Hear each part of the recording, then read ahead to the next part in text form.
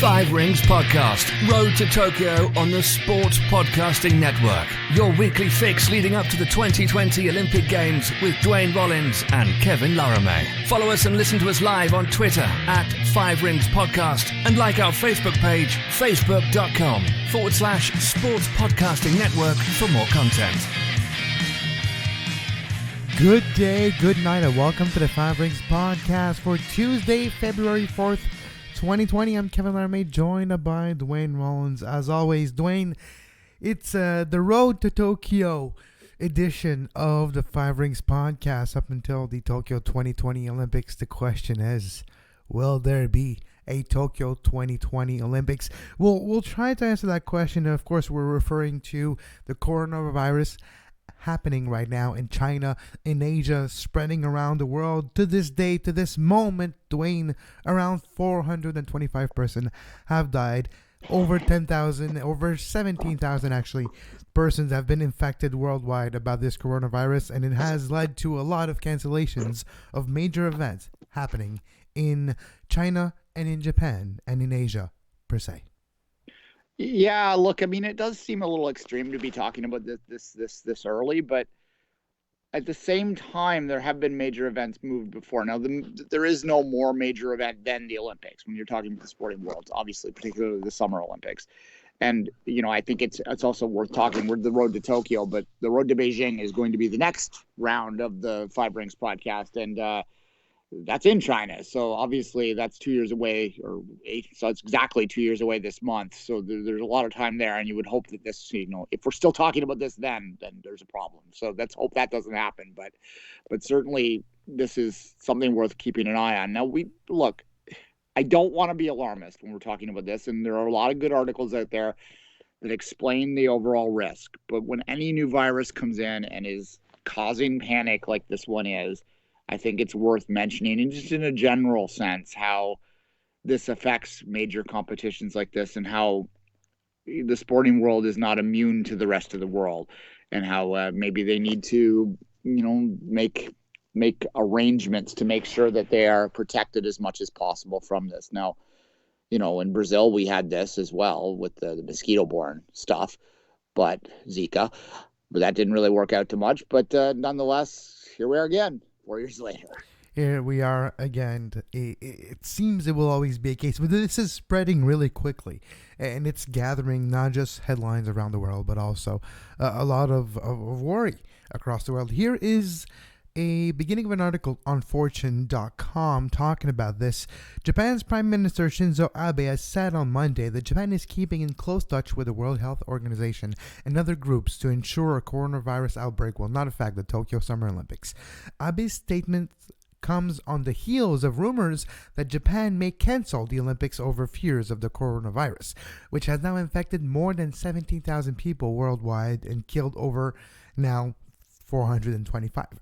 Organizers had to refute rumors sparked on social media after a German news outlet reported on a meeting between the IOC and the World Health Organization, which did take place actually, and stated that the outbreak may have a significant impact on the games. We'll touch in a few minutes, Duane, on the few postponements and cancellations of events, but the fact that there was already a meeting between the IOC and the World Health Organization surrounding this coronavirus outbreak, or coronavirus, at least epidemic, because right now it's an epidemic. When it's only in one population, one continent, it's called an epidemic. When it's over two, it's now a pandemic.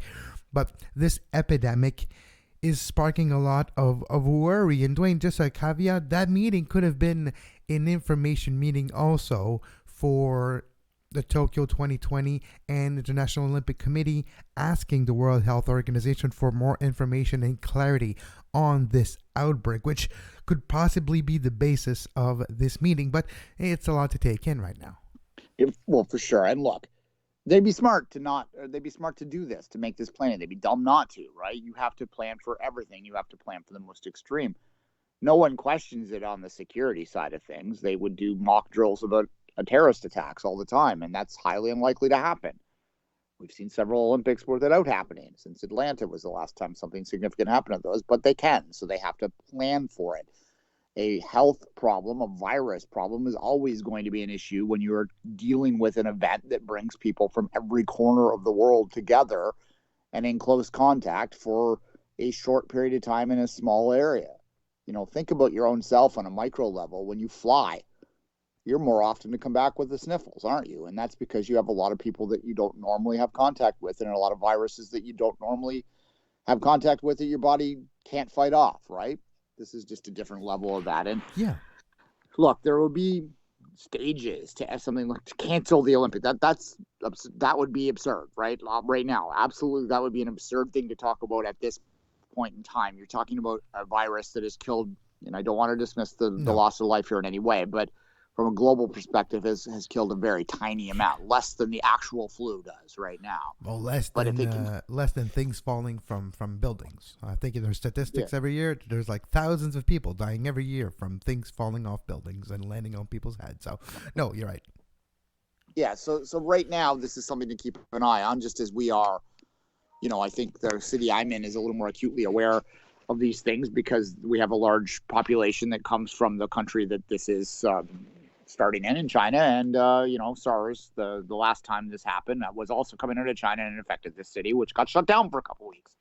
So you can see how it can spread to another city. But Prakash, I think they learned from the SARS virus a great deal. And that is what I think is maybe happening across the world right now with a lot of people that have that experience within living memory. That SARS was 2003. 2002, 2003. So, yes. Yeah. So it's not that long ago. Most people can remember it and they've learned from it. And I think this is part of that planning. But, in terms of these games, you're not going to just like snap your fingers one day and say, oh, well, too bad, guys, go home. No, you're going to do stages. And the first stage would be, perhaps to make sure that you would have close examination of who was coming to the area. An extreme stage, but not the final stage, would be to prevent spectators, which would be unfortunate, but it would also be able to maybe happen. And then the third stage would probably be to move it somewhere. Yeah, well, for sure. And those are good points, and I was going there. Before cancellation, there'll be contingency. And don't get me wrong, there is contingency and protocols in place right now, probably, in the IOC and their modus operandi. There's probably a situation things will get even kicked into gear if it becomes worse. And, right now it is an emergency, worldwide emergency decreed by the World Health Organization. And we'll see if it becomes more serious, if it becomes a pandemic. But you mentioned SARS, 2002, 2003, of course, in the Toronto area coming from China. It's a precedent. We've seen this, and it did lead to cancellations of events and sporting events, cultural events, religious events from around the world. And this time around, there's already a few events that have been canceled. The day after the U.S. government altered its travel advisory for China to do not travel, most extreme designation, by the way, the Boston Symphony Orchestra canceled its Asia tour. The United Nations Convention on Biodiversity was also canceled. The Asia Horse Week was canceled in Hong Kong. Rescheduling of event in Hong Kong has started for many different things. Sporting events are being canceled left and right when we talk about regular season, different type of sports in the different Asian countries as we are talking. So there is a precedent. But if you go back to your memory, Duane, in 2002, 2003, what was off the top of your head, or if you actually remember deeper than that, the effect on the local sports scene and local sporting events that were canceled due to SARS, which is a distant, but a cousin nonetheless of what a coronavirus actually is. So there is similarities there, maybe some parallels to draw.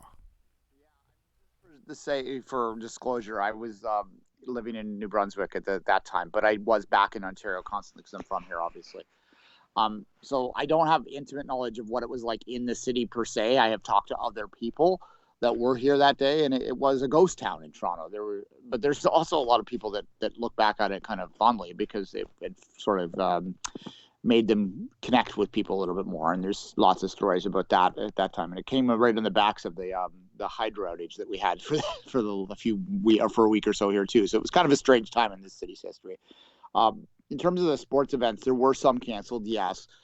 There were a lot less people doing public things during the duration of that, and then it very quickly surpassed to the point that, they had a massive concert at Downsview Park with, the Rolling Stones headlined, and it was a big public event that was meant to demonstrate that you shouldn't be afraid to be in public anymore. And this city quickly recovered. I was in the city immediately around that concert time, and I can tell you that there was sort of a belief that they should be out and we should be doing things to show that this is ridiculous, that we can't be paranoid, we can't live with fear. And I think maybe the response I've seen so far in Toronto to this, because there is that connection and there is a massive Chinese expat population here. There are a lot of direct flights daily from China. They have been reduced. There have been a lot of things that are taking place. The Canadian government is created a quarantine situation for Canadians that are coming back from the affected area, which is a bit extreme. And I don't know what I feel about that quite yet, particularly since it's being set up about 5 kilometers from my parents. But anyway, it's another story altogether. Yeah, but of course. And there's also examples like that cruise ship now infamously being quarantined with 3,700 people aboard. And there's a lot of the same examples across the world of quarantine, of people taking their due diligence. And also, like, I'd rather be over careful than not in these cases, because one case that propagates to thousands very quickly when we're talking about travel situation. And the Lunar New Year, of course, doesn't really come at a good time in this situation, and that's the one event in the Chinese calendar that actually makes a lot of people in China travel, and there's more people traveling now than ever before. So it's like a perfect storm for this thing to potentially become a pandemic. And I think that's where the worries and that's where contingency plans are being written and put into place right now across the world, across sporting events. We're talking about the Indoor Athletics World Championship, which is happening right now. A couple days ago finished, I think, which I wanted to talk about this week, but I guess it got preempted. Yeah. Look, and again, this is really early stages, and I think it's just important to be aware that that the Olympics aren't in a vacuum, that they have to operate in the world. And you think about this from the Beijing Winter Games in 22. 2 years apart, as I said, if we're still talking about this virus in 2 years' time, this virus has truly spread to a dangerous level, and that's we're probably not having this podcast anymore, right? We're probably holed up in our little vacuum seal somewhere. Maybe it's the beginning of the zombie apocalypse. No offense. Yeah. But, so let's not go there quite yet. But the point I was making with that is if this was reversed, if this was a Winter Olympics year, well, I don't know what they'd do in the last second. They'd have to make a move, and I think that the message here is that the Olympics have to be able to be prepared to pivot. And the pivot probably would be to play these events or either to defer, which would be probably choice one for most people because these cities have already invested a lot and they have the infrastructure ready to go. So you pivot out. And this is what happened in 2003 with the Women's World Cup, which was scheduled to be in China. FIFA at that point pulled the plug quite early and said, you know what, we just can't risk this. We don't know where this is going to be. But what we're going to do is we're going to assume that this is going to be figured out in 2007. And you're going to have the World Cup in 2007. And we're going to put the World Cup in 2003, where it was supposed to be in China, is going to go to a country that we know can host it. In this case, it was the United States, and they were able to quickly pivot into that. Now, a soccer tournament's a little easier to do on a dime than it would be to do in the full Olympic Games. Just because of the multitude of events, different arenas, different time. But here's my solution to maybe that, or maybe here's an idea. And it's not just because of this pandemic. It's something I've been thinking about for a while, because if you're looking at big events in the world of sports like World Cup in Qatar that's coming in 2022 and others, because of controversies and some things, that there's a lot of use of having maybe a backup, maybe having a number 2 city that its role would be to be ready in case there's something, and it's the future city to host the games after. So maybe in the future, I know that the games have already been awarded for 2024 and for 2026 and 2028. It's in the works now, and it's going to happen quickly. 2028, we already know that because that's how they do things now, a bit quicker. But maybe for after that, You need to name the same way they did now. You name example. Let's name 2032 goes to Reykjavik in Iceland. I don't know why I said that, but it's fine. It goes to Reykjavik in Iceland, Duane, in 2022. And in 2026, you already decide that it will go example to Melbourne in Australia. But for 2022, Melbourne's role is to be ready in case there's something wrong that happens in Reykjavik. There's a very, very, very, very, very, very small percentage that happens, very small probability that it happens. But if it does, there's a contingency plan there. There's already an idea of what we will do. And the uncertainty of the world of today, not just for health reasons like this, of possible pandemic outbreak that could happen, but also geopolitical reasons in the future. Just war. Maybe we'll be out of water by 2032 in the entire world.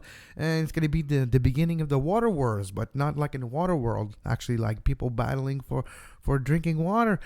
So you never know what's going to happen. Maybe contingency plans will need to be in place, and maybe having a backup or a surrogate city if possible.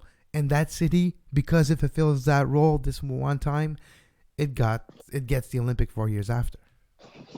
Yeah, well, I would say that it'd make more sense to have the city that most recently hosted be the backup, would it not? Absolutely. Well, of course. Yeah. For sure. It would absolutely. Yes, I absolutely agree with that.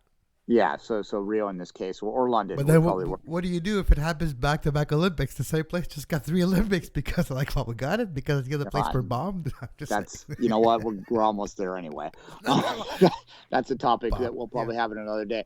The other option, too, would be to have, some people have suggested that having a permanent host is the future of the Olympic movement. And I, on one level, don't love that, but on the other level, increasingly understand that maybe that makes sense.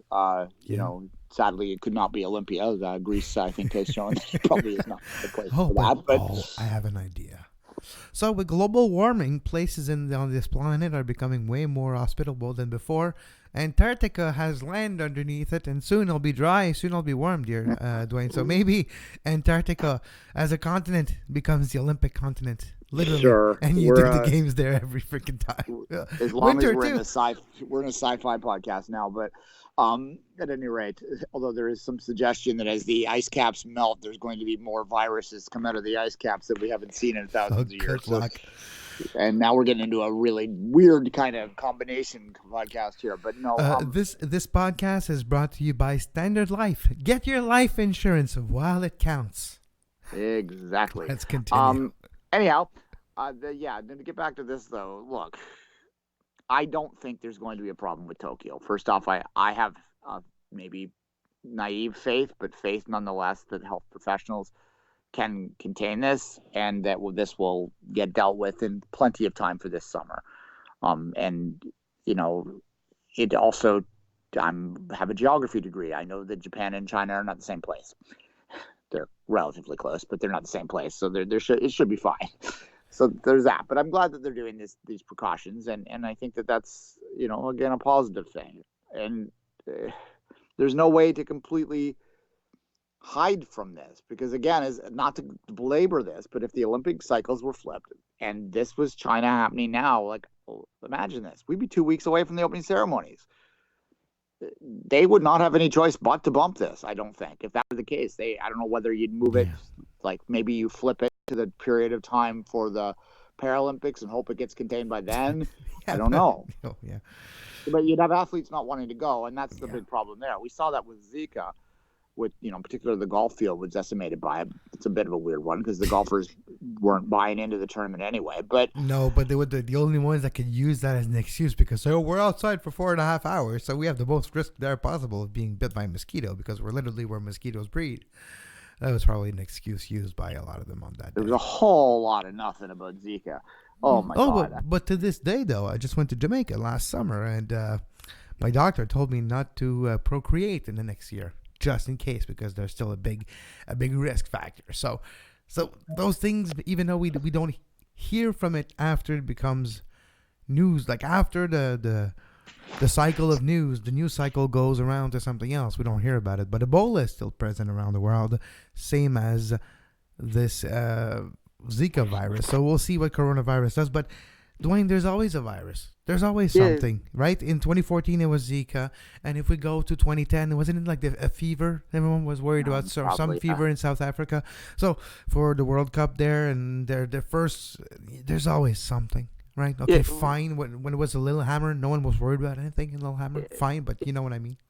Lillehammer was. I think that was everyone's games ideal. ever. Everyone wants Lillehammer to be back again. Like even today, when I would mention this on Twitter, our friend Tristan would say we should have it in Lillehammer. Everyone, I don't think Tristan's old enough to remember Lillehammer, but nonetheless, it's I fine. confirm to you, he was not. I was 10 in Lillehammer. Tristan was not 10. Let's put it that way. To be fair to the new member of the Sports Podcasting Network. There you go. Look, yeah, you're exactly right. That is I'm taking this very seriously, as anyone should. I listen to the news every morning when I get up, and this is dominating the newscast. So the world is taking this seriously, and that's a positive thing. But I also think that we can't protect our life. We can't put a bubble wrap over ourselves and live in a vacuum, right? We see people walking around the city wearing those masks, which is hilarious because they do nothing. They do not help you prevent getting the virus. You're better off washing your hands than wearing that mask. That mask doesn't stop you from touching things. And guess what? Did you open a door today? You did? Well, You actually shook the hands of about 1,000 people. Unless you're wearing one of those full masks that they wear in warfare to avoid chemical warfare, you're not going to protect yourself from a virus. So, unless you're wearing a hazmat suit, a hazardous material suit, unless you're wearing that one, you're probably at the same risk as we all are. So the moral today is pretty much wash your hands. That's the best thing you could do today. Yeah, and even to that point, look, I think that sometimes we overprotect. There's a syndrome. We're getting really off the rails from an Olympic show today, but there's a symptom called clean baby syndrome. Yeah, peanut allergies. I know. No. Yeah, well, yeah, it's true. We've protected them and cleanse the world to the point that we can't handle anything that's even a little bit weird, and our body starts attacking itself over the strangest little foreign invader, even ones that are harmless. Delicious. Even ones that are delicious. That's I agree. Exactly. So here we go. But with this, look, hopefully this does not last into next year, although I suspect it will last to this summer. So again, I'm putting the Winter Olympics on the shelf for now, and hopefully it does not prevent the athletes from getting there. It may prevent people from traveling there that wanted to watch it, and that's unfortunate.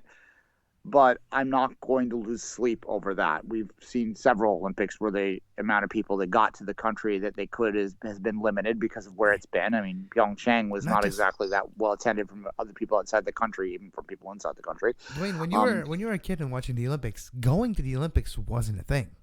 You were hoping the Olympics would come to you. Traveling to the extent that it is today was not a thing 20 years ago, never mind 30. And how many Olympics did we have since then? It's been 4 to 5 Olympics, I would say, in the entirety of the Olympic movement, that traveling to an Olympic is literally a thing where most of the fans attending the events are coming from out of town. This is a new phenomenon. It's not part of the original ideology or culture of the Olympics. This is a recent phenomenon that we could do without if we have to. Yeah, and look, I was in J school in 2010, so I wasn't able to get to Vancouver. I'm a little regretful for that because I think it would have been delightful to be part of that party, but that's what it would have been, a party. And I would have went to 2 events, and I wouldn't have seen the games in the way that I like to see the games. I'm planning on taking 2 weeks off work and sitting in front of 5 monitors and podcasting twice a day. Like, so, honey, can you bring me my food? Okay, where's my neti pot?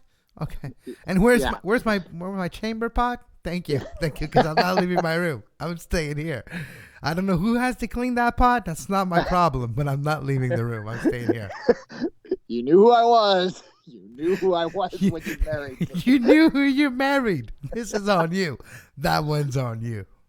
Yeah, exactly. So anyway, the point being, if that's, I could see if I was elderly and I was planning to go to Asia right now, I may reconsider, but I am a, relatively healthy man.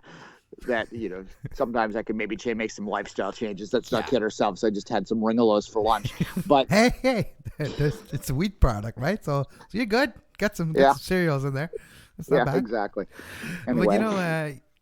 But all the cases of coronavirus so far are 40-year-olds and over. So maybe, who knows? But yeah, it is affecting more the elderly population, and it hits a lot more. Very young, very old. Exactly. But there's no cases of very young yet. So it's something else. And yes, it does come probably. There's a 96% match with a bat coronavirus, with this coronavirus. So it's probably coming from a bat and then evolved to be able to be transmitted from a bat to a human and then a human to a human. And no, it's not that stupid video of the lady eating the bat soup. Come on. Google it. You shouldn't be that naive. It's also not the Corona beer. There were some people returning Corona beer. Oh my God. Yeah, that's just like not even worth saying something about it. Well, it is funny. But nonetheless. Funny in a way that like, go hit your head on a wall funny because you thought that was true. Probably why they think that. Hey, concussions. Let's talk about concussions. It's evolved to concussions. No, look, it's something to talk about because it is possible that this could have an effect. But I do think that there are solutions in here. And look, if this does spread to the, no, I'm not making light of this. If this causes a delay in the Olympics, then we have more things to worry about than the fact that our swimming is not on TV, right? It means that there's a problem and people are really getting sick from this thing. So let's just hope that this is, being dealt with that way, and that it's good that Olympics have all sorts of backup plans in place. And the more this happens, the more we learn. And I think, as I said, from the SARS virus in 2003, which I do remember, from talking to friends and families that were living in Toronto and just being Canadian and watching it play out because it was affecting a lot of Canadians. We're more ready for it now than we were then, and I think we can pivot pretty quickly if we need to. Let us know if you think the coronavirus will have any effect on the Tokyo 2020 Summer Olympic Games. You can contact us on Twitter, of course, at 5 Rings Podcast, Duane at 24th Minute, and myself at Kev Laramée. We'll be back next week with another edition of the 5 Rings Podcast. And if you want to hear more about Duane and I's Olympic love, you can go to our Patreon page, available at patreon.com/sports podcasting network. The next edition of 5 Rings Extra is in the works, should be out before next week, talking about, the 1976 Summer Olympic Games in Montreal. Episode 3 will be focusing on the Olympic boxing tournament, the sweet, sweet science of boxing in the squared circle with Sugar Ray Leonard, and that beautiful Olympic boxing tournament may be the last great boxing Olympic tournament, and we'll talk about that and more. But until next time, as always, usually I say own your podium, enjoy your podium, and enjoy your amateur sports. Today, how about everyone go washes their hands?